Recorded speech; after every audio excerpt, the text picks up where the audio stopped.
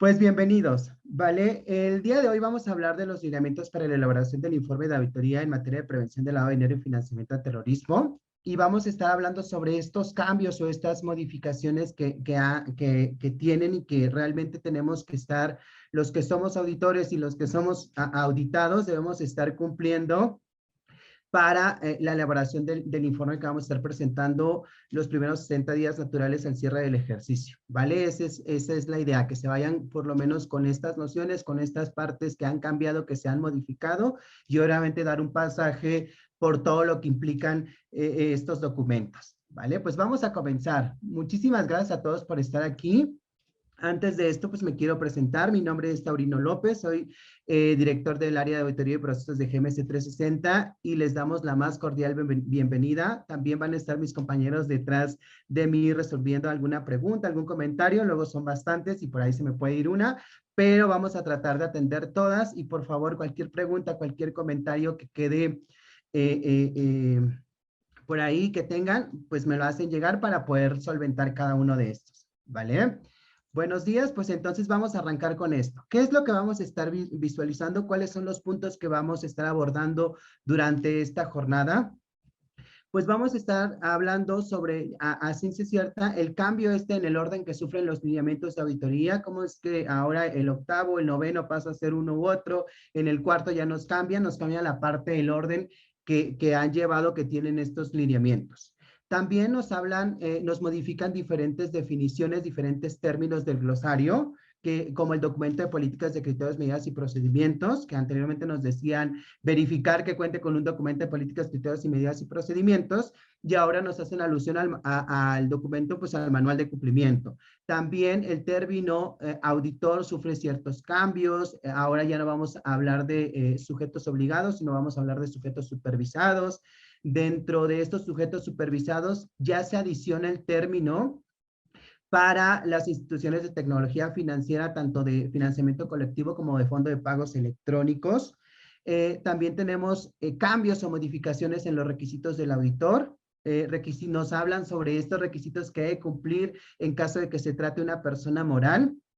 El término sujeto obligado pasa a ser el término sujeto supervisado. En el apartado de estructuras internas, en el lineamiento de estructuras internas, también sufre un cambio. De cierto modo, derogan, quitan de ese apartado dos obligaciones, que es la transmisión de acciones y personas que ejercen el control, y lo pasan a otro apartado. Se adicionan nuevos puntos o nuevos lineamientos que debemos de considerar al momento de estar evaluando este informe de auditoría, como es el intercambio de información, los modelos novedosos, y por fin ya tenemos un apartado exclusivo para la metodología del enfoque basado en riesgos, así como las operaciones que llevemos a través de comisionistas, bueno, a los sujetos obligados que les apliquen.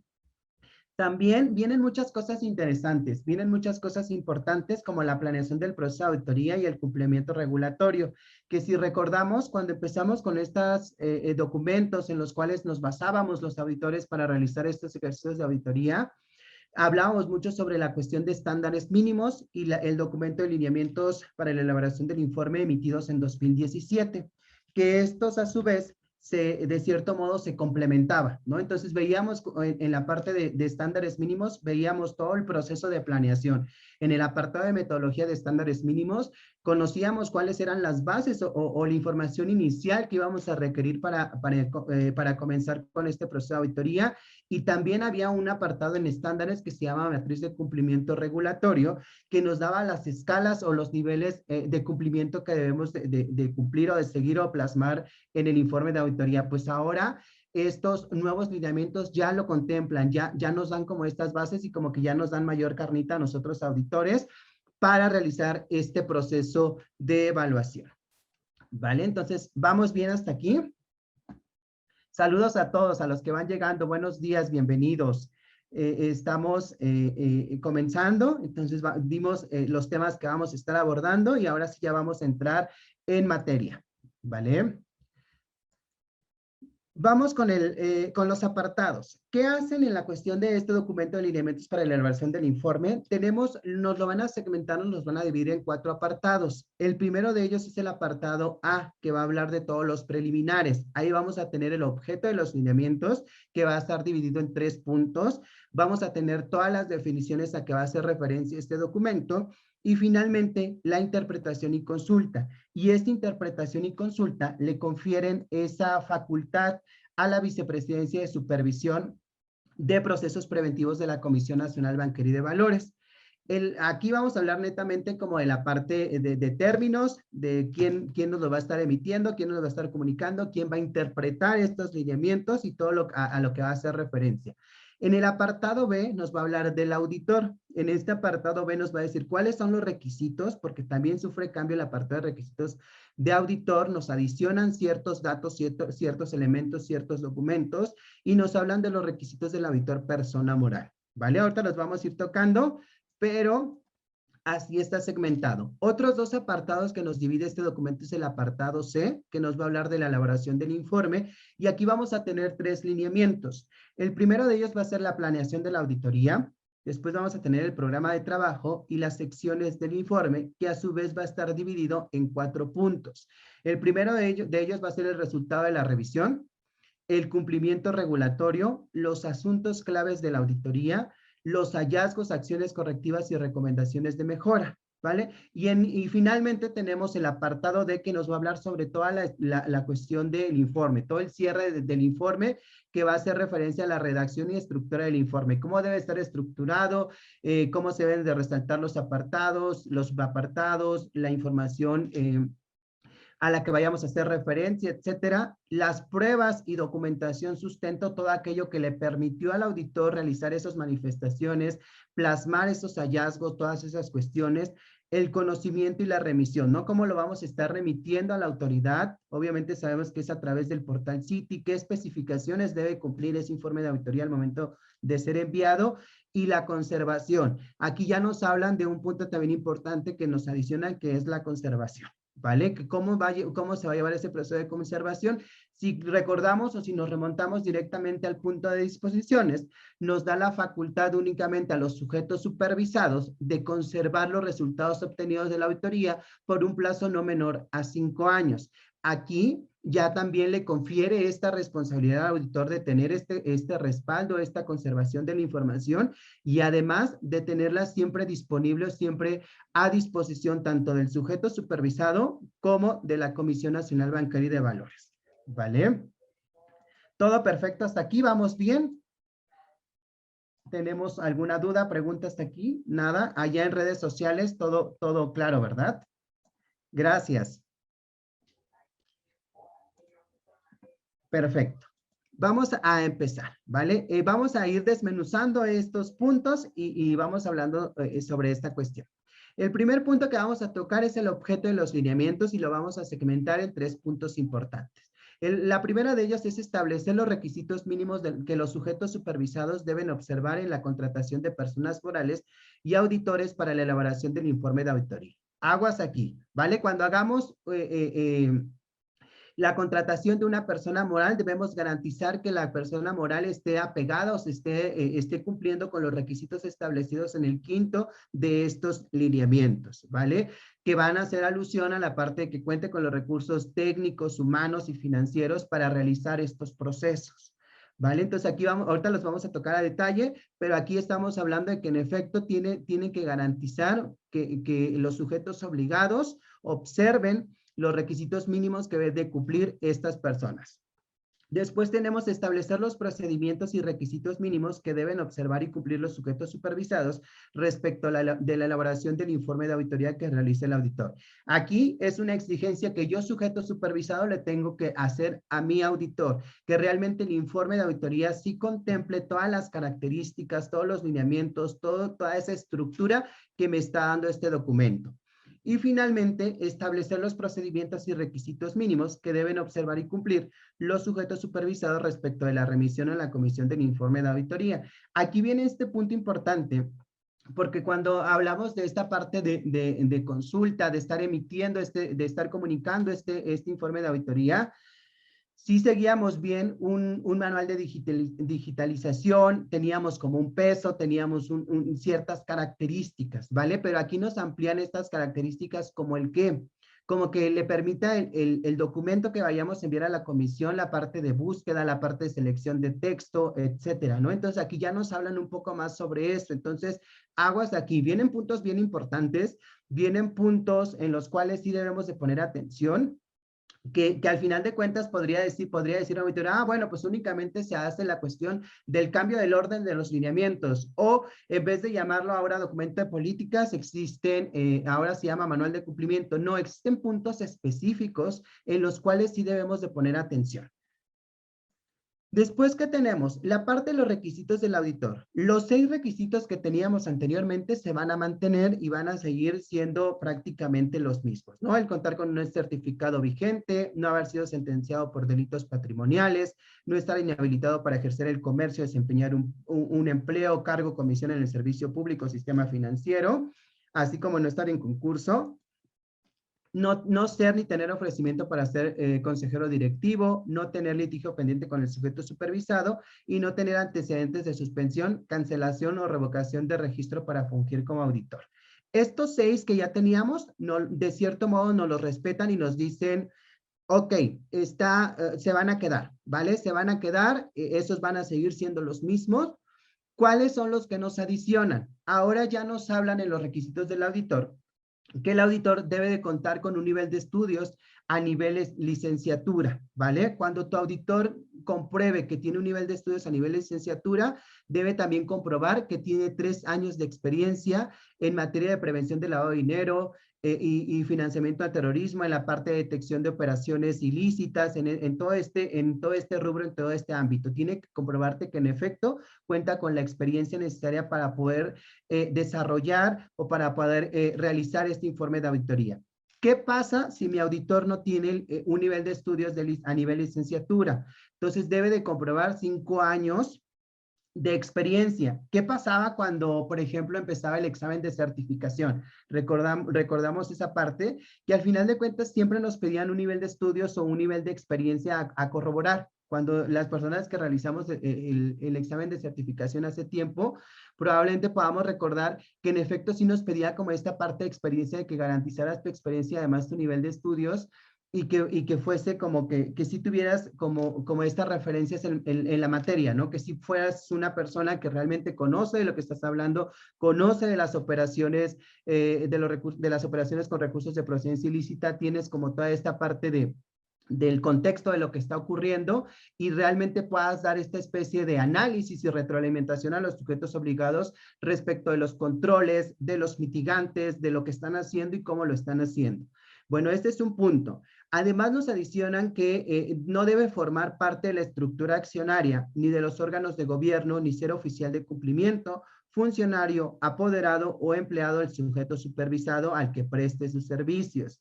Y nos hacen la excepción que para el caso del auditor interno, pues este requisito no va a ser aplicable, ¿vale? Entonces, si tú eres un auditor externo, no debes formar parte de la estructura accionaria, ni de los órganos de gobierno, ni mucho menos ser oficial de cumplimiento.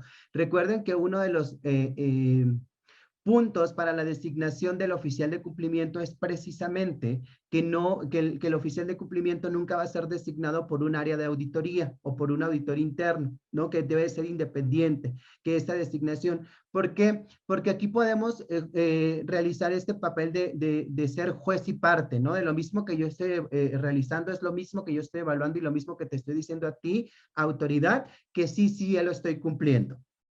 En el caso de los auditores internos, pues obviamente no va a aplicar. Y nos adicionan otro punto que es no encontrarse en listas oficiales, ¿vale? Cuando seguíamos este proceso, bueno, por lo menos en GMC 360, siempre realizábamos esta búsqueda de listas. Nosotros ya teníamos esta parte de buscar en listas, de consultar como este control, este mitigante, nosotros ya lo teníamos implementados, pero ahora inclusive lo plasmábamos en nuestro informe de auditoría y ahora te dice, tu auditor externo, tu auditor interno no debe estar dentro de las listas oficiales. Tienes que realizar una consulta. Posteriormente, aquí en la parte de listas, pues por lo menos para la cuestión interna, cuando realizamos la contratación o la selección del personal en la parte de garantizar la honorabilidad, por lo regular siempre se solicita que se haga una búsqueda en listas. Entonces, probablemente lo tengamos cubierto por esa parte. Pero en el caso de un externo, pues no la verdad éramos muy pocos los que lo llevábamos a cabo. También nos adicionan. Aquí tenemos una pregunta de Mercedes. Me dice, ¿a qué listas oficiales te refieres? A la lista de personas bloqueadas, lista 69B, listas, todas estas listas que nos dan parámetros, ¿no? Que la legislación mexicana o órganos internacionales consideren, emitan, etcétera. Todas estas listas, Mercedes. Después tenemos la cuestión de los documentos. Aparte de estos requisitos que tengo, aparte de estos elementos que tengo, voy a requerir documentos a mi auditor. El primero de ellos va a ser la copia del título o cédula profesional que me permita comprobar el nivel de estudios que ostenta. Posteriormente tenemos el CV o el documento que acredite la experiencia de los 3 o los 5 años respectivamente. Esta copia del título de cédula profesional va a ser siempre y cuando cuente con la experiencia cuente con el título. En caso de que no cuente con el título profesional, tendría que estar acreditando los 5 años de experiencia. La copia del certificado vigente y una declaración que cumple con los requisitos para fungir como auditor y que la documentación proporcionada es veraz, ¿ok? Entonces, dentro de este informe de auditoría, al momento de estar remitiendo este informe, debemos de tener la declaración del conocimiento que tiene y que cumple con los requisitos sobre estos lineamientos y además debemos incluir la documentación que garantice o acredite esas manifestaciones, ese grado de estudios, esa experiencia y esa certificación de nuestro auditor. ¿Vale? ¿Vamos bien hasta aquí? ¿Tenemos preguntas, dudas?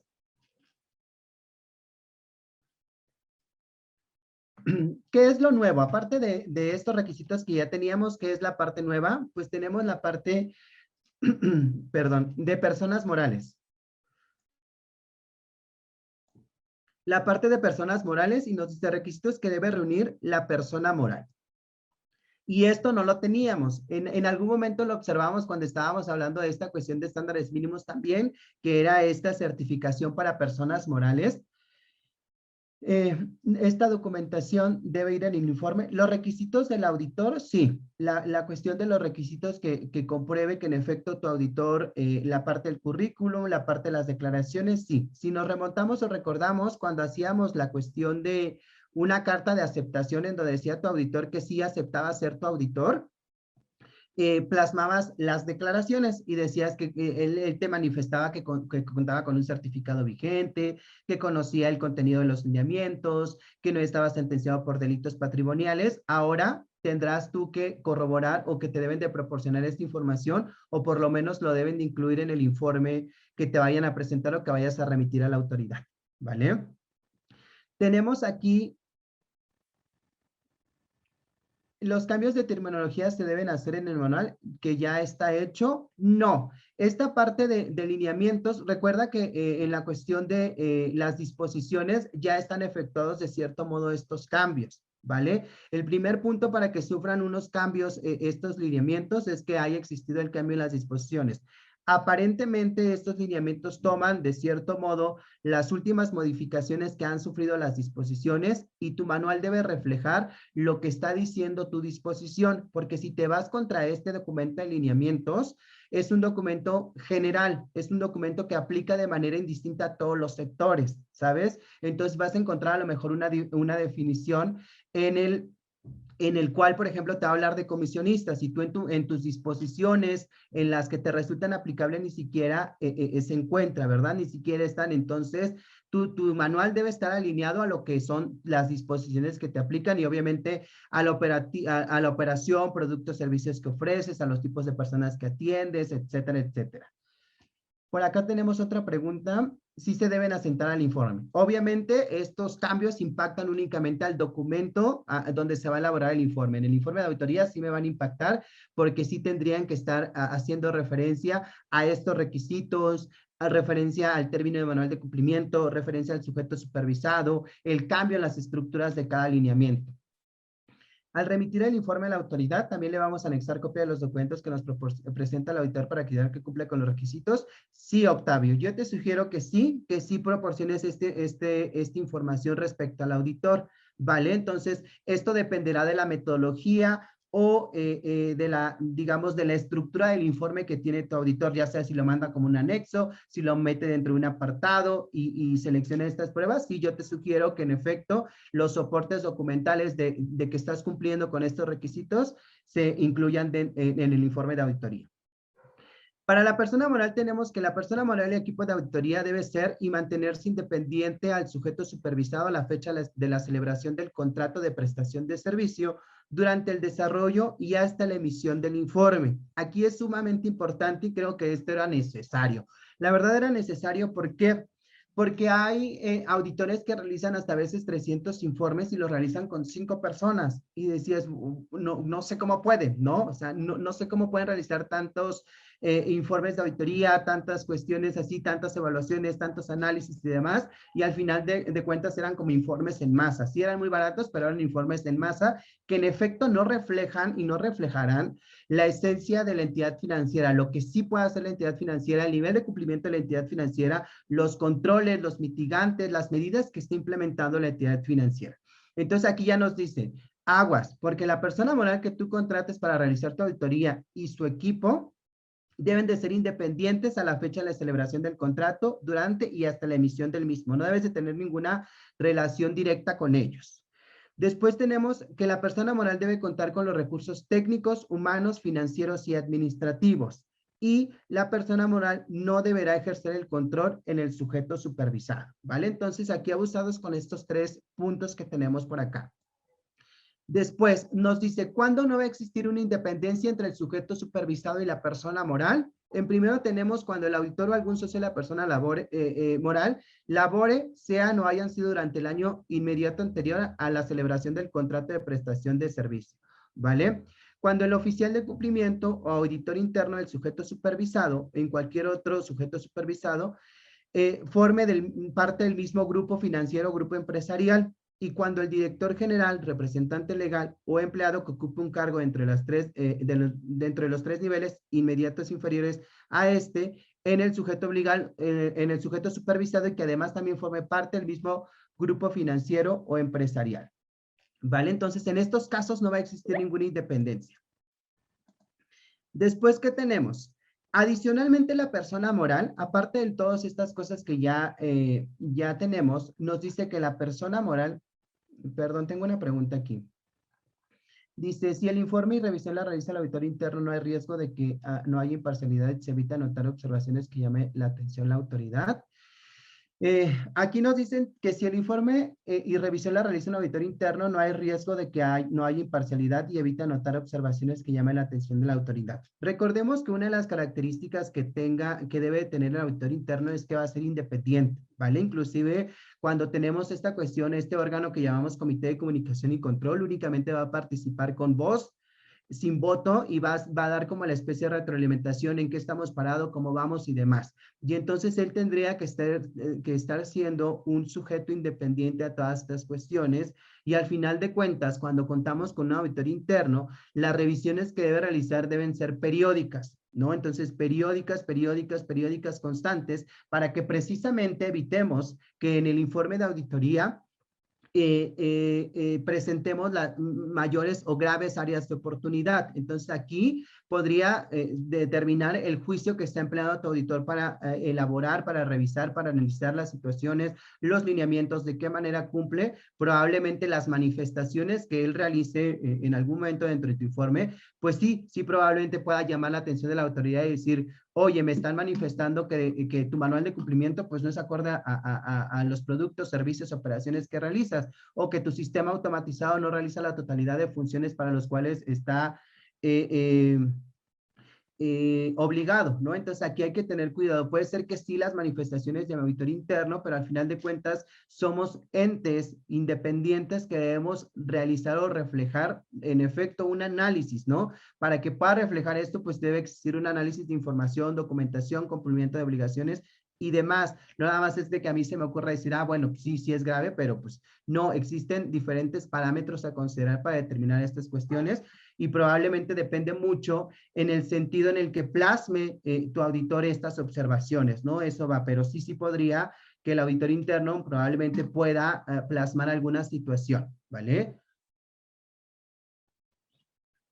También hay un punto importante que es la cuestión de asuntos claves, que también nos da la facultad de auditores para plasmar este tipo de situaciones graves, tipo de situaciones que probablemente conlleven una sanción grave, nos dan esa pauta, ¿sabes? Si tú, auditor, detectas durante tu proceso de revisión algún asunto grave, algún asunto clave en el cual probablemente le puede impactar directamente al sujeto supervisado, comunícamelo, pero antes lo debes de comunicar al oficial de cumplimiento, ¿sabes? Debes de seguir como esta línea. Comunícalo al oficial de cumplimiento y tienes que hacer del conocimiento que al final de cuentas lo tienes que estar manifestando o lo tienes que estar informando a la autoridad, ¿vale? Adicionalmente, ¿qué otros puntos nos exigen para la cuestión de la persona moral? Aquí hablamos una parte bien importante que son los ingresos que la persona moral perciba o vaya a percibir por los servicios de auditoría, dependen del resultado del propio informe o del éxito de cualquier actividad realizada por el sujeto supervisado. Aquí, ¿qué tenemos? En primera instancia tenemos la cuestión de que la forma en la que esté dando contestación, la forma en la que tenga estructurado el informe de auditoría, las cuestiones que plasme el auditor, todas estas diligencias, todas estas actividades que le permita acreditar el nivel de cumplimiento de los sujetos supervisados, pues va a depender de este resultado del informe, ¿va? Va a ir en relación a cuánto puede, de cierto modo, cobrarte, cuánto puedes pagarle, entonces, de este resultado, del éxito de este resultado, ¿vale? Ojo aquí, no quiere decir que por el hecho de que yo sea un auditor en el cual sí realizo mi chamba de forma correcta, sí realizo un análisis meticuloso, un análisis a detalle y por el hecho de que dependa de que no te pongan una sanción o de que no pueda yo establecer o plasmar las áreas de oportunidad, no quiere decir que siempre te voy a poner que en todo cumples, ¿no? Porque tampoco sería un ejercicio correcto, sino tendría que precisamente avalarse con todas estas pruebas con esta metodología que tiene diseñada tu auditor para dar cumplimiento a todos estos puntos, ¿vale? Para que tu informe de auditoría quizás reciba las menos recomendaciones hacia el informe, ¿sabes por qué? Porque precisamente está dando contestación a cada uno de los lineamientos, está contando con la estructura correcta, está señalando los puntos claves, está dando respuesta a cada uno de los incisos contenidos, etcétera, ¿vale?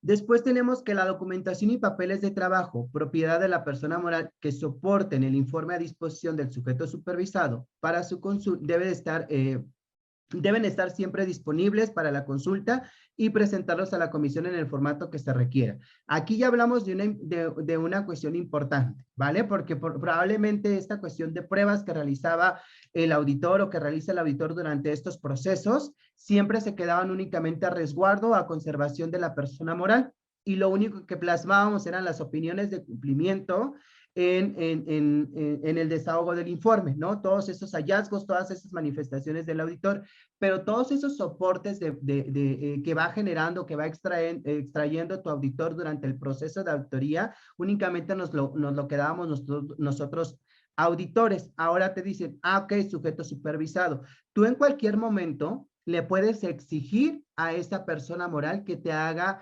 obviamente que te presente esos soportes o esos anexos que tiene esos documentos en los cuales realizó este trabajo, pero además también lo debes de tener para consulta cuando la autoridad lo requiera, ¿vale? ¿Cómo es que llegó a esa conclusión? ¿Cómo es que llegó a ese análisis? Obviamente estos papeles de trabajo, estos documentos, no le quitan la facultad o no desacreditan a la persona moral porque van a seguir siendo propiedad de la persona moral, ¿vale? Hasta aquí vamos. Después viene un punto importante. Vamos bien hasta aquí.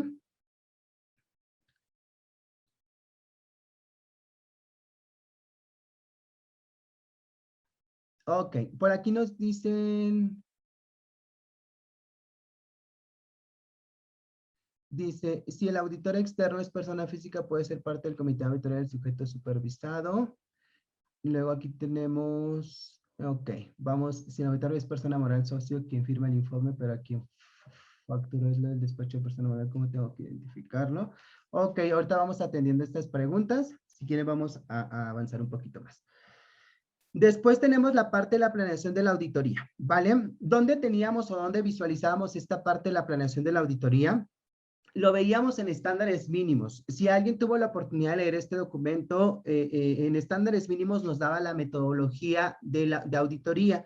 En la metodología de auditoría, pues ahí nos daban como las bases de cómo arrancar o cómo comenzar este proceso. Ahora vienen y nos lo plasman en en estos lineamientos en los cuales nos van a segmentar en 4 puntos importantes.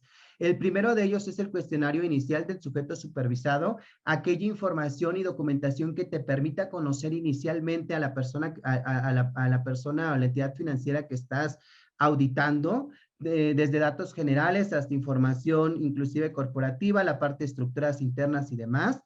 También nos hablan de un análisis de riesgos, ¿no? Un análisis de riesgos que viene también a complementar esta parte, ¿no? Entonces, aquí en este análisis de riesgos, ya inclusive en los lineamientos de 2017 nos segmentaban en 3 puntos importantes. Eran los clientes, los productos y servicios y las zonas geográficas. Ahora ya nos incluye la parte en la infraestructura tecnológica o el sistema automatizado que está empleando el sujeto supervisado.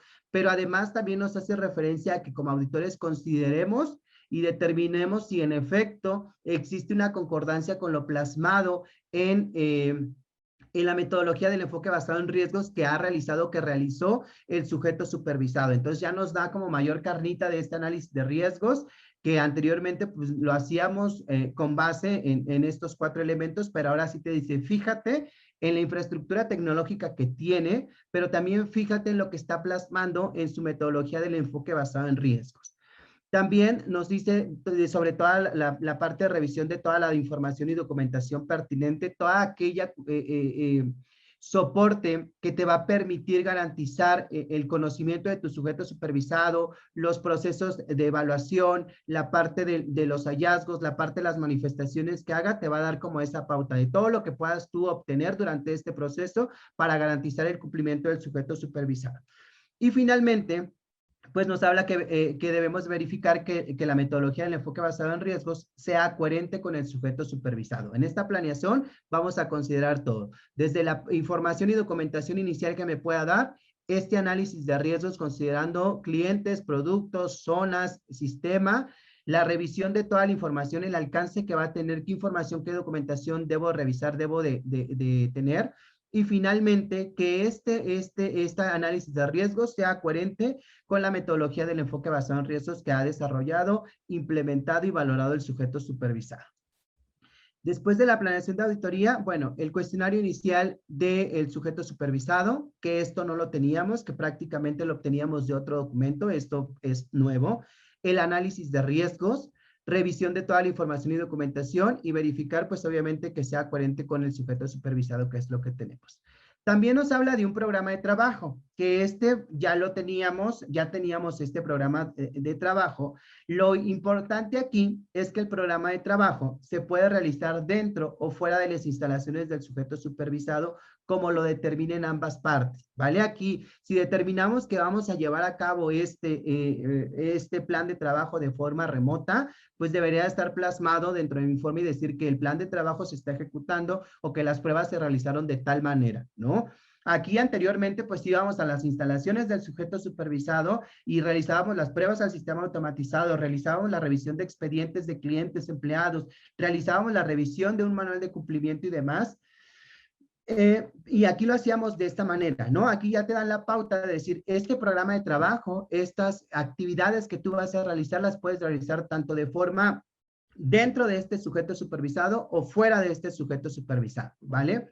Entonces, en primera instancia tenemos el calendario de actividades. El programa de trabajo tiene que partir de un calendario de actividades, debe de contener los temas que vamos a evaluar durante todo este proceso, pruebas a sistemas automatizados, revisiones aleatorias a expedientes, recursos materiales, tecnológicos y humanos del sujeto supervisado y seguimiento a las acciones correctivas y a las áreas de oportunidad detectadas. Es lo que tiene que reflejar este programa de trabajo. Después tenemos los resultados de la revisión, que es esta parte.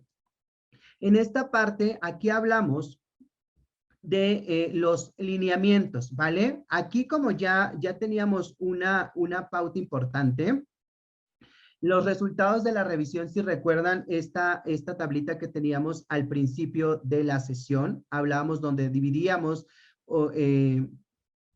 esta cuestión del auditor. Entonces, aquí donde hablábamos del apartado de la revisión, hablábamos de la planeación, del programa y de las secciones del informe, ¿vale? En estas secciones del informe vamos a visualizar cada uno de estos lineamientos, ¿vale? Entonces, aquí vamos a empezar ya a analizar cada uno de estos lineamientos.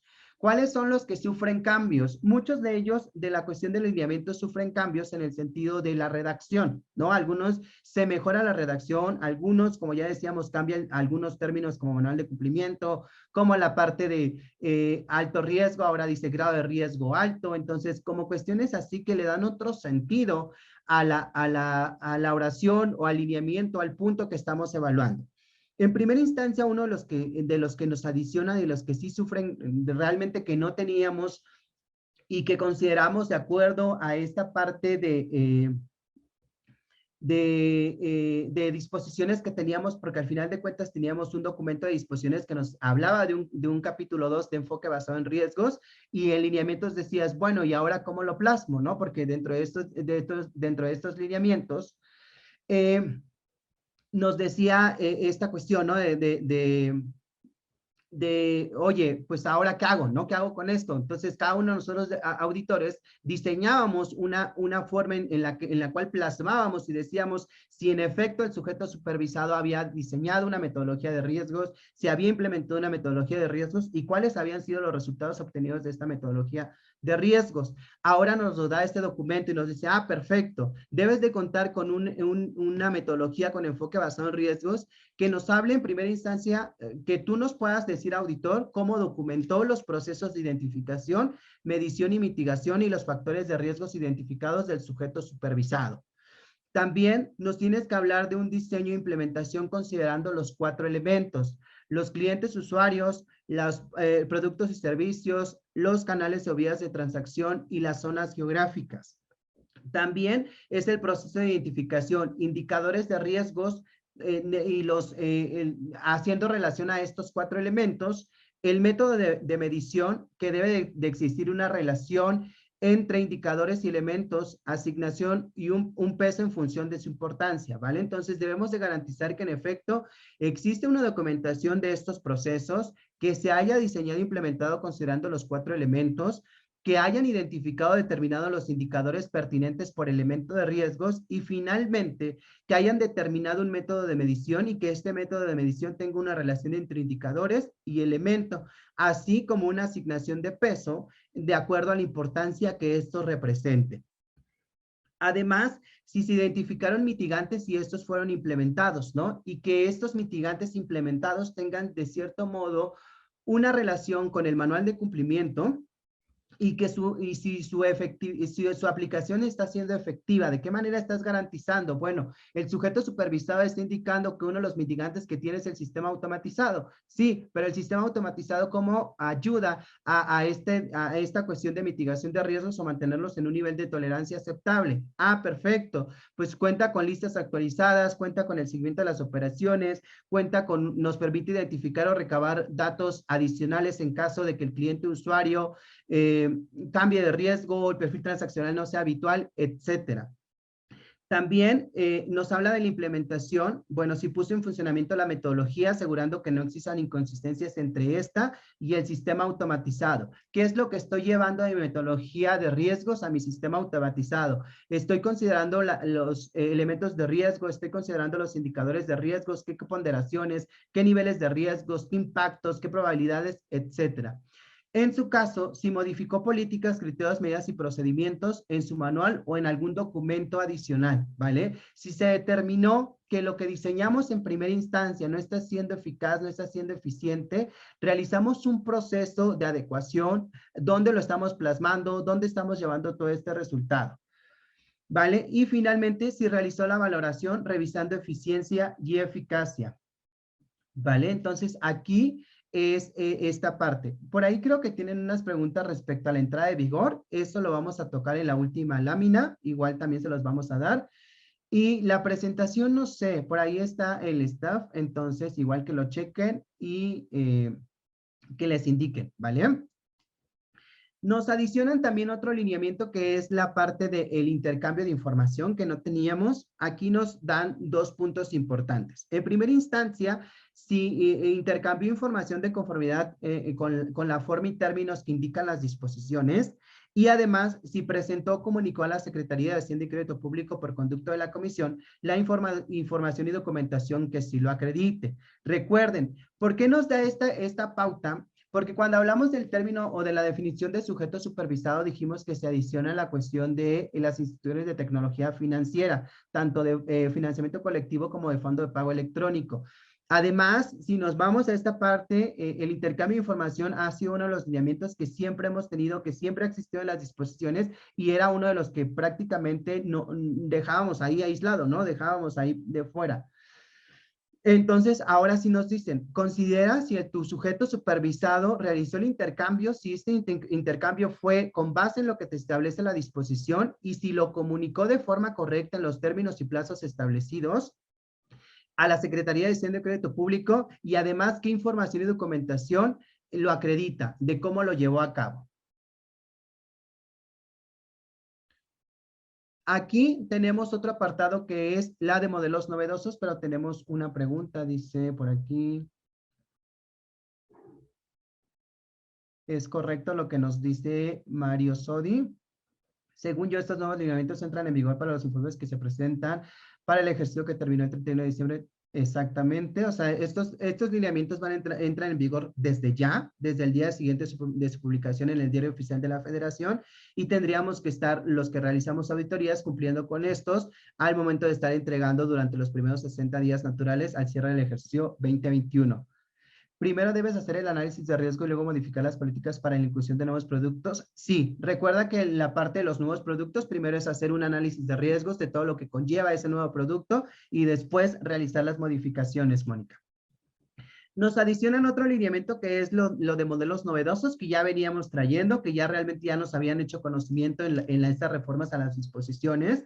Y aquí vamos a seguir este proceso. ¿Qué es lo que tendría que estar manifestando el auditor para aquellas sociedades, entidades que operen a través de modelos novedosos? En primera instancia, debe de manifestar si se obtuvo autorización, si identificó y evaluó los riesgos previo al lanzamiento del nuevo producto o nuevo servicio, si la evaluación del riesgo del producto o servicio se realizó conforme a la evaluación, al enfoque basado en riesgos de sus disposiciones, si presentó a la comisión su solicitud de autorización y evaluación de riesgos, si se ajustó a las disposiciones aplicables conforme a los casos, formas, términos, plazos, condiciones y excepciones, y si llevan a cabo operaciones que les sean aplicables a través del modelo novedoso autorizado, ¿vale? Entonces aquí ya nos habla sobre esta parte. Primero es la autorización, después es la identificación de riesgos, justamente lo que decía Mónica, cómo realicé previo al lanzamiento de este modelo novedoso, la evaluación de riesgos de este modelo novedoso. Si la evaluación de riesgo la realicé conforme lo que me dicta el capítulo 2 del enfoque basado en riesgos. Y si se presentó esa solicitud de autorización en conjunto con la evaluación de riesgos previamente realizada y si me ajusté a lo que me dicen las disposiciones, ¿vale? Y si estoy llevando yo, ya que tengo esta autorización, esta posibilidad de operar a través de modelos novedosos, las operaciones de conformidad con ese modelo novedoso. Después, otro punto que nos adicionan es el de otra información. Bueno, más bien ya lo teníamos, pero sufre ciertos cambios. El primero de ellos es que en la parte de transmisores de dinero, anteriormente únicamente nos hacían alusión al aviso de los agentes relacionados y ahora ya nos incluyen en la cuestión de las personas jurídicas coadyuvantes. Nos hablan de cualquier otra información que haya sido requerida al sujeto supervisado por la comisión. Aquí ya lo teníamos. Anteriormente igual nos citaban esto, que cualquier información respecto a manual, respecto a sistema, respecto a expedientes, debía estar manifestado en el informe de auditoría la forma en que le dio atención a estos requerimientos de información, al igual que informar si observaciones, recomendaciones y acciones correctivas que la comisión notificó, ¿vale? ¿Cuáles son la parte de los nuevos que tenemos en este lineamiento? En primera instancia, en el apartado de estructuras internas, si recuerdan cuando hablábamos de la designación y notificación, tanto del Comité de Comunicación y Control y el oficial de cumplimiento, teníamos dos obligaciones. La primera de ella era respecto a las personas que ejercen el control y otro respecto a la transmisión de acciones o partes sociales por más del 2% del capital social pagado. Ahora nos lo quitan y nos lo traen a la parte de otra información. Nos dicen, perfecto. Ahora debes de seguir indicándome si si comunicó en tiempo y forma la información inicial o los cambios que hayan efectuado sobre las personas que ejercen el control y la transmisión de acciones, pero ahora va en el lineamiento de otra información. Lo quitan de estructuras internas y los mueven de lugar. ¿Vale? Entonces, aquí es importante. Ahora la parte de transmisión de acciones y personas que ejercen el control, no lo vamos a estar citando en estructuras internas, lo vamos a estar citando en el lineamiento de otra información. Al igual, algo que no teníamos y que siempre era observado porque estaba contenido en nuestros manuales de cumplimiento era respecto a las oficinas, sucursales, agencias y filiales en territorio nacional o extranjero, ¿vale? Entonces, aquí nos dice que debemos verificar o garantizar si el sujeto supervisado cuenta con sucursales, agencias y filiales tanto nacionales o en el extranjero y cómo está pegándose a la aplicación de las disposiciones que le resultan aplicables, ¿no? Cómo está garantizando la aplicación de esas disposiciones, ¿vale? Y además, si en su caso se requiriera mayor información respecto al lugar o a la zona donde está, porque la normativa aplicable de ese lugar, si lo está ejecutando de forma correcta, ¿vale? Por aquí tengo unas preguntas. Dice, en el apartado C de la elaboración del informe de auditoría, planeación de la auditoría, habla del análisis de riesgos. ¿El auditor debe realizar un análisis de riesgo o solo realizará la evaluación del que está implementando en la compañía? O solo realizará la evaluación. Debe realizar un análisis de riesgos considerando el tipo de producto que ofrece el sujeto, los clientes a que está dirigido, el tipo de sistema, la infraestructura tecnológica que tiene y considerando su metodología del enfoque basado en riesgos. Tendría que estar determinando si de acuerdo a lo que está plasmando a los recursos, tanto humanos, financieros, tecnológicos con los que cuenta el sujeto supervisado, está se está manteniendo en un nivel de riesgo, qué nivel de riesgo representa y cómo está, de cierto modo, analizando, controlando este nivel de riesgo. A nosotros aún no nos ha llegado las recomendaciones del informe de auditoría del año pasado. ¿Qué aplica o qué recomienda? Nosotros, antes del cierre del ejercicio de auditoría, recomendamos enviar un correo electrónico a prevención solicitando este documento, ¿vale? Entonces, ¿qué es importante aquí en las recomendaciones? Recordemos que la recomendación es uno de los requerimientos de información en el que nos da la pauta o nos da la facultad, la autoridad para responderlos en el informe de auditoría correspondiente al ejercicio siguiente, ¿vale? Entonces es el único. Pero si nosotros nos vamos directamente por el reglamento de la Comisión Nacional Bancaria y de Valores, en uno de sus artículos nos dice que cualquier requerimiento de información, nosotros tenemos 20 días para hacer del conocimiento de la autoridad dicha información o dicha documentación. ¿Qué hacemos en GMC 360? Nosotros, en conjunto con los sujetos supervisados, atendemos y analizamos las recomendaciones emitidas a los informes de auditoría y ayudamos a esta parte de respuesta. Entonces, nosotros sí notificamos, anteriormente lo hacíamos a través de oficialía de partes, ahora lo hacemos a través de correo electrónico, pero sí damos un seguimiento puntual. Además, de manera mensual realizamos reuniones a través de Zoom, en el cual vamos manifestando e informando cómo el sujeto obligado, que obviamente tiene el servicio con nosotros, está dando seguimiento a cada una de estas recomendaciones. En caso de que no se te hayan sido notificadas, lo que yo te sugiero es que las solicites para que yo creo que el próximo mes sería buen tiempo para solicitar estas recomendaciones. En caso de que al cierre del ejercicio la autoridad no te haga conocimiento de estas recomendaciones, tendría que estar plasmando tu auditor que al cierre de tu informe de auditoría, pues no ha recibido ninguna recomendación al respecto, ¿vale? Dice, el informe del cambio en el 2% del capital se debe dar desde el inicio de la constitución de la sociedad, o solo es cuando se hace un efecto. Recuerda que para todas las obligaciones tenemos cargas iniciales, entonces debes de hacerlo al inicio, cuando eres una entidad financiera, cuando tienes claves, cuando tienes acceso al portal, debes de hacerlo al inicio, y después cuando existan cambios o modificaciones para cada uno de estos puntos, existen plazos de cumplimiento. Recuerden que para cada obligación, aquí lo estamos viendo únicamente en cuanto a cambios. Si queremos hablar respecto a los plazos de cumplimiento sería otro punto, pero es la inicial y después la cuestión de los cambios o modificaciones que sufran. Esa transmisión que realices también la tendrías que estar comunicando, ¿vale? Bueno, y aquí vamos con la parte de comisionista que también nos lo hacen, nos lo incluyen, que es las obligaciones relacionadas con los comisionistas. Todas estas obligaciones, ¿cómo están? En primera instancia nos tendríamos que estar volteando auditores a ver qué es lo que tengo plasmado en mi manual de cumplimiento, si voy a llevar o voy a celebrar operaciones a través de modelos novedosos, a través de comisionistas, cómo voy a realizar el intercambio de información y demás.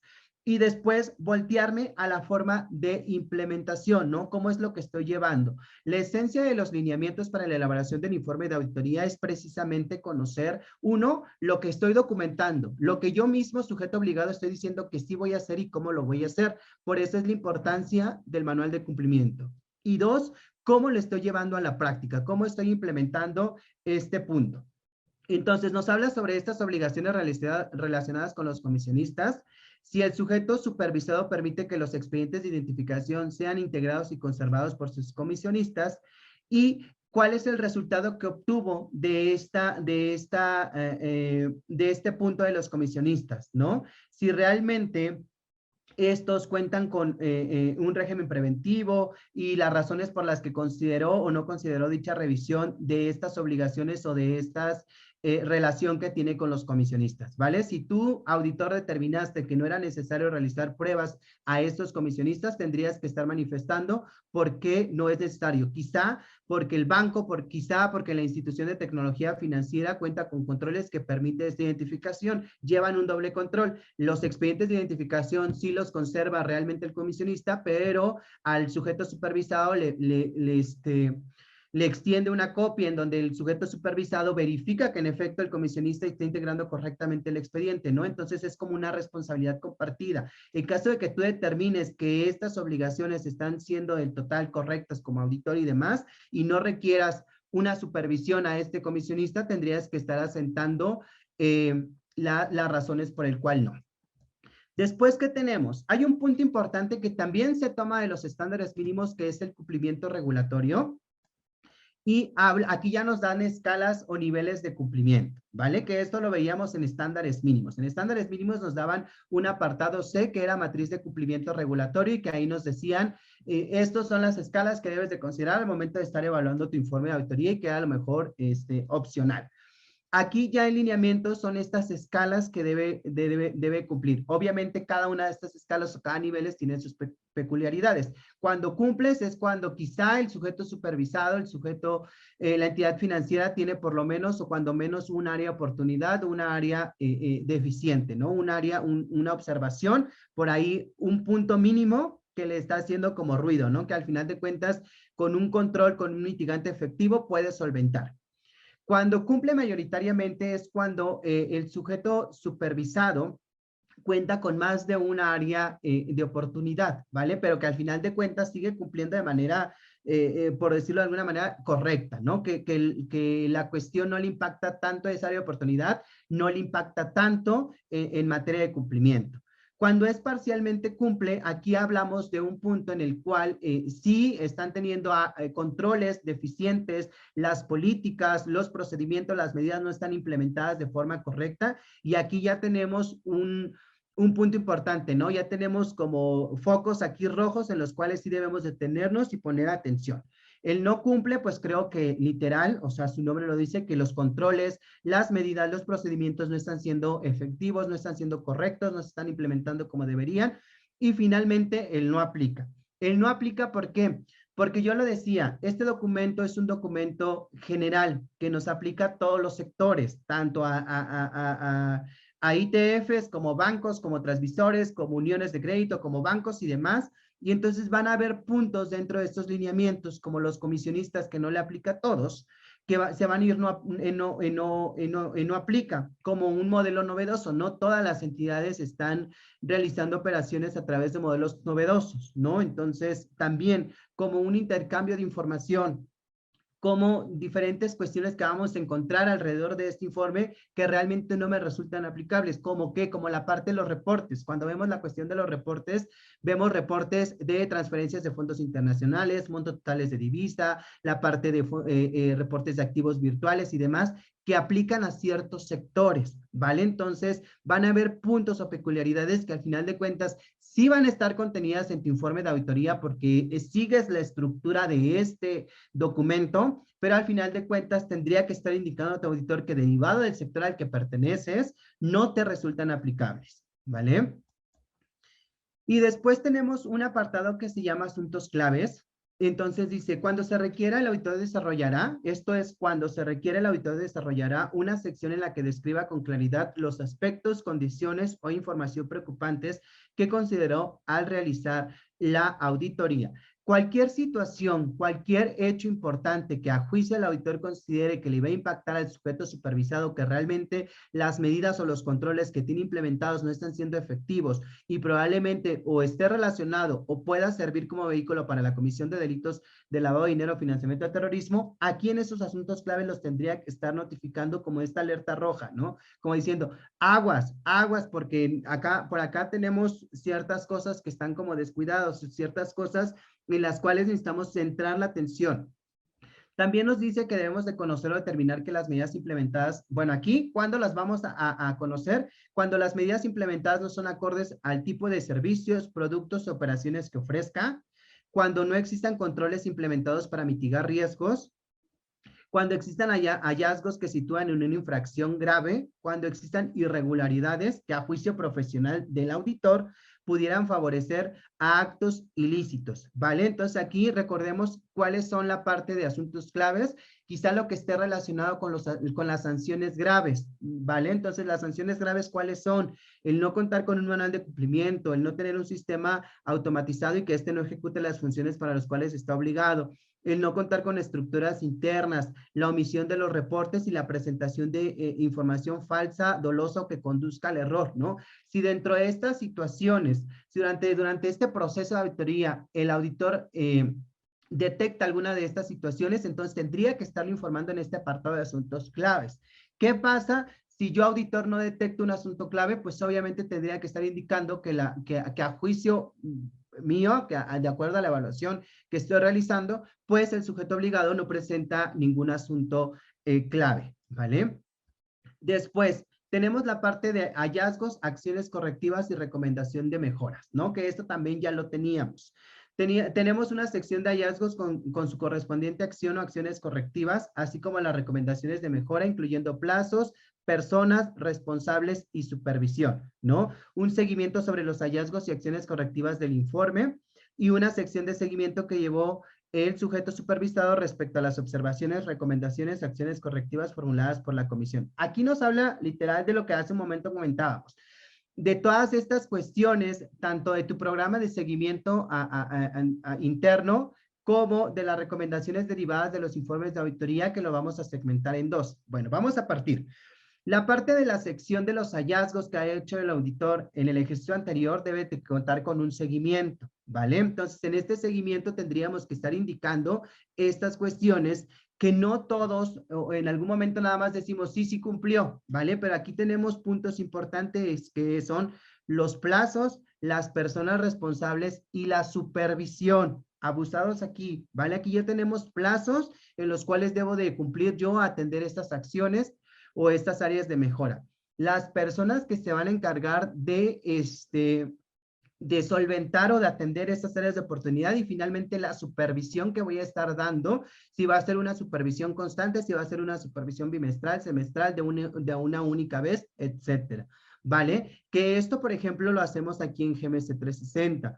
Nosotros contamos con un programa de seguimiento en el cual les comentaba hace un momento, conjuntamente con los sujetos supervisados, vamos atendiendo y vamos aterrizando ese programa de corrección. Vamos viendo en qué obligación les impacta. Si es manual, si es sistema, si es estructuras internas, si es conservación de la información, etcétera. Vamos asignando responsables, vamos asignando fechas de cumplimiento y vamos asignando las tareas o las formas en las que va a atender cada una de estas áreas de oportunidad del sujeto supervisado, y al final de cuentas vamos dando una retroalimentación si con esa área, con ese comentario, con esa forma en la que lo está atendiendo, está cumpliendo al 100%, o de qué manera tendría que estar realizando el cambio, la modificación para estar en cumplimiento 100. Ahora aquí, en la parte del informe de auditoría, recuerden que lo dividimos en 3 puntos importantes. El primero de ellos son las recomendaciones al informe de auditoría, en el cual vamos a hablar que son exclusivamente, de cierto modo, para el auditor. Para nosotros como auditores no hay un apartado o no hay como una cuestión de retroalimentación, ¿saben? Y la retroalimentación la obtenemos directamente de estas recomendaciones. ¿Vale? Entonces, la retroalimentación la tomamos respecto a estas recomendaciones. En primera instancia, sí le impacta directamente al auditor, pero también me impacta a mi sujeto supervisado. ¿Por qué? Porque ya estoy siendo reiterativo en que mi auditor no está alineado, no se está pegando a estos lineamientos o no está realizando de forma correcta este desahogo de los informes de auditoría. Después tenemos la parte de las recomendaciones. Después, bueno, seguimos con el punto 1, que son las recomendaciones al informe. Después vamos a tener los hallazgos del auditor, todas aquellas manifestaciones, todas aquellas áreas de oportunidad que haya detectado mi auditor. Y finalmente voy a tener las medidas correctivas impuestas por el auditor. En primera instancia tengo los hallazgos, que son los que me da mi auditor, y en segundo tengo las medidas correctivas que me va a dar la autoridad. Los hallazgos van de la mano con las medidas correctivas. ¿Por qué? Porque en primera instancia te lo digo yo, auditor, y después me viene a refutar o me viene a apoyar de cierto modo la Comisión Nacional Bancaria y de Valores. Por eso es importante que las manifestaciones que hagan los auditores sean correctas. Por ahí decíamos, ¿cómo me impacta que mi auditor interno plasme este informe? Sí, sí te va a impactar. ¿Por qué? Porque al final de cuentas la comisión va a leer tu informe y te va a decir, oye, me está manifestando tu auditor que esto no lo estás llevando a cabo de forma correcta. Entonces, ahí te va un requerimiento de información o ahí te va quizá alguna visita. Entonces, sí han existido casos en los cuales, derivados de los informes de auditoría y los resultados plasmados ahí, hemos tenido requerimientos de información, documentación, visitas y demás. Entonces, aquí es importante, ¿no? Aquí es importante manifestar en qué manera estoy dando atención a las observaciones del auditor y a las observaciones que me está haciendo la auditoría. Y además, si yo estoy casado con un auditor, ¿de qué manera este auditor está atendiendo esas recomendaciones al informe? ¿No? ¿De qué manera está tratando de solventar esas recomendaciones al informe de auditoría? Y después tenemos que en el noveno de los lineamientos vamos a hablar sobre la redacción y estructura del informe de auditoría. Aquí prácticamente ya lo teníamos, esta parte. ¿Qué es lo que debe tener? Pues debe estar redactado en español, con tipografía de 10 puntos al menos, contar con índice dividido en capítulos, resaltado en negrillas, y debe tener la documentación anexa que sirvió para el análisis y evaluación de estos puntos. Después, en el 10º nos habla sobre las pruebas y documentación sustento al informe de auditoría, que son las manifestaciones y datos contenidos en el informe de auditoría, deben estar sustentados en pruebas que permitan acreditar su veracidad y procurar citar texto íntegro, ¿vale? Aquí todas las manifestaciones que haga el auditor, ejemplo, si el auditor está manifestando que el sistema automatizado no cumple o tiene deficiencias en tales áreas de oportunidad, tendría que estar indicando de qué forma se cercioró o verificó que en efecto el sistema automatizado no está cumpliendo. Y finalmente, si hacemos referencia a algún apartado del manual de cumplimiento, algún apartado de metodología de riesgos o algún documento del cual se vale el sujeto obligado para dar cumplimiento a sus obligaciones, tendríamos que estar citando literalmente ese texto, ¿vale? Eso, de las cuentas concentradoras lo va a ejecutar de la siguiente manera, perfecto, ¿no? Entonces, cito textualmente ese apartado o ese contenido de tal documento. Después, bueno, el conocimiento y remisión del informe de auditoría, también esto ya lo teníamos. Tenemos que Dirección General y el comité, o en su caso el oficial de cumplimiento, deben de conocer el contenido del informe de auditoría. se debe remitir a través del portal Citi, debe estar un escrito firmado por el representante legal, administrador único u oficial de cumplimiento, con la fecha en la que conocieron el contenido del informe, periodo de revisión, nombre completo del auditor, número y fecha de certificado del auditor, ¿vale? Entonces aquí debe de existir, ¿por qué? Porque al momento de la carga nos van a pedir una fecha en la cual se hizo el conocimiento de la dirección este informe, ¿no? Entonces, esta carta debe cumplir, o este escrito debe cumplir con estas características. Además, debemos obtener una declaración del auditor, una carta, una declaratoria del auditor, en el cual indique que cumple con los requisitos, ¿no? Que cumple con los requisitos más todos los documentos que ya mencionamos. Remitir, el informe se debe remitir en formato PDF, configuración que permita la selección de texto y búsqueda de datos en el contenido del documento. Si recuerdan anteriormente únicamente nos decían en formato PDF blanco y negro y tal peso. Ahora ya nos hacen alusión a la parte de la selección de texto que le permite el buscar datos a la comisión, yo creo que para cuestiones de facilidad de lectura y demás, y también le permita seleccionar, ¿no? Recuerden que cuando vienen los requerimientos de información, literal, la comisión cuando te hace un requerimiento extrae de la manifestación del informe de auditoría y te dice, ok, perfecto, tu informe de auditoría se manifestó en el inciso, en el apartado tal, lo siguiente, y te lo cita. Por ende, tu sujeto supervisado aparentemente no estás cumpliendo, por lo que te requiero que me manifiestes o me hagas el conocimiento cómo estás dando cumplimiento a esa obligación. Entonces, hay muchas cosas que se van a valer de acá. Y finalmente hablamos de la cuestión de la conservación, que los sujetos supervisados deberán conservar toda la información y documentación de los ejercicios auditados por un periodo no menor a 5 años, contados a partir de que se remita el informe y mantenerlo a disposición de la comisión, ¿vale? ¿Dónde veíamos? Ok. Perdón, ya, ¿verdad? Es que cuando uno se mueve se desenfocan estas cosas. ¿Dónde veíamos esta obligación de la conservación? En primera instancia la veíamos únicamente en disposiciones, ¿vale? En disposiciones decíamos que donde hablábamos de las medidas de control nos decía que era la conservación de los informes de auditoría, ¿vale? Entonces aquí ya nos habla de todos los soportes, de toda la información y toda la conservación, ¿vale? No únicamente del informe, sino de todas estas pruebas, todos estos documentos que acrediten la cuestión de la elaboración del informe de auditoría, todo aquello que me va a dar sustento, ¿vale? Entonces aquí ya lo encontramos en estos lineamientos.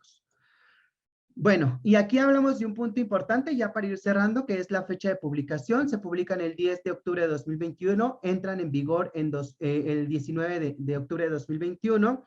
Y bueno, hacemos hincapié que los lineamientos para la elaboración del informe de auditoría, publicados el 19 de enero de 2017 a través del Diario Oficial de la Federación, se abrogan, es decir, que dejan de tener efecto, ¿no? Y nos vamos a ir directamente con esto. Entonces, respondiendo a las preguntas del chat, sí. Cuando remitamos el ejercicio de auditoría correspondiente a este año, tendríamos que estarlo remitiendo con estos nuevos lineamientos, ¿vale? Entonces sí tendríamos que estar llevando a cabo lo que está dictando este nuevo documento, ¿vale? Entonces los anteriores ya dejan de tener efecto. Y finalmente, pues bueno, vamos a dar un poco de qué te ofrece la auditoría GMS 360, que he estado hablando a lo largo de esto. Vamos a hacerlo muy rápido. Tenemos auditores certificados ante CNBV y con experiencia en diversos sectores en los cuales garantizamos los requisitos establecidos en estos nuevos lineamientos. Nosotros siempre hemos sido personas que nos hemos dedicado a la parte de capacitación, de consultoría, de auditorías y demás. Una plataforma 360 Audit de fácil manejo y resguardo de la información y documentación, es decir, que aquí se almacenan todos los datos, soportes y demás, que en caso de que tú, sujeto obligado, lo requieras, en cualquier momento puedes tener acceso a esta información o podemos, de cierto modo, descargar la información y tenerlo a resguardo tanto tuyo como el auditor. Somos un despacho autorizado por distintos bancos, contamos con la certificación de distintos bancos y obviamente pues nuestros informes cumplen con todas las requisitos que establecen estos bancos. Tenemos un control de seguimiento y atención al programa de corrección del año anterior. Vamos de la mano. Contigo vamos viendo de qué manera te tratas, tenemos que solventar cada una de las tareas de oportunidad.